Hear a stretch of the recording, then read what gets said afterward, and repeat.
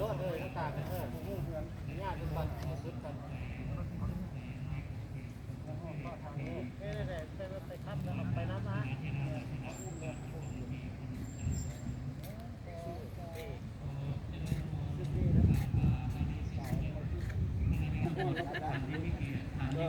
นั่งม้วนจับคนนั้นจับรถตู้นี่สิโลโอ้จับดูว่ามันม้วนนี่พุทธิตามหาเทราพิเศษแด่พระอาจารย์ใหญ่มหาบุญมาสิมพงศ์ประธานศูนย์กลางองค์การพุทธศาสนาสัมพันธ์แห่งสปปลาวองค์ที่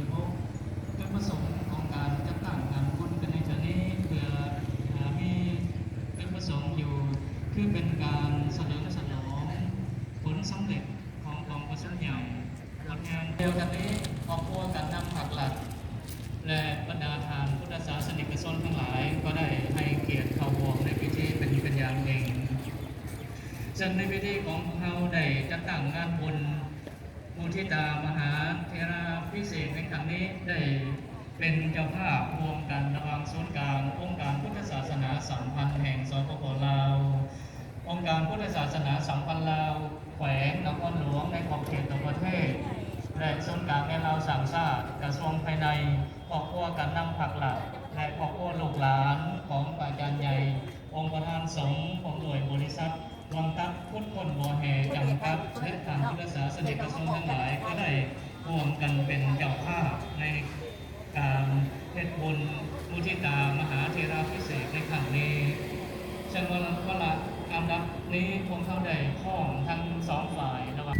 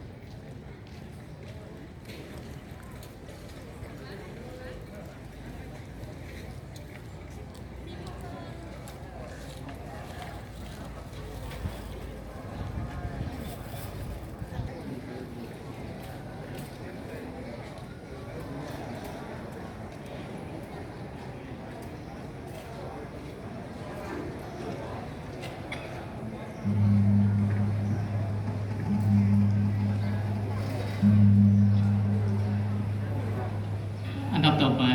จะได้เข้าสู่พิธีไหว้พระสมทานศีลก็กรรมการที่เคารพเป็นอย่างสูงขอน้อมนมัสการพระอาจารย์ในมหาอิมาสิมพงศ์ประธานศูนย์กลางอพสพร้อมด้วยพระเถระนุเถระขอแสดงความเคารพมายังครอบครัวการนำผักหลักปกครองที่มีเกียรติ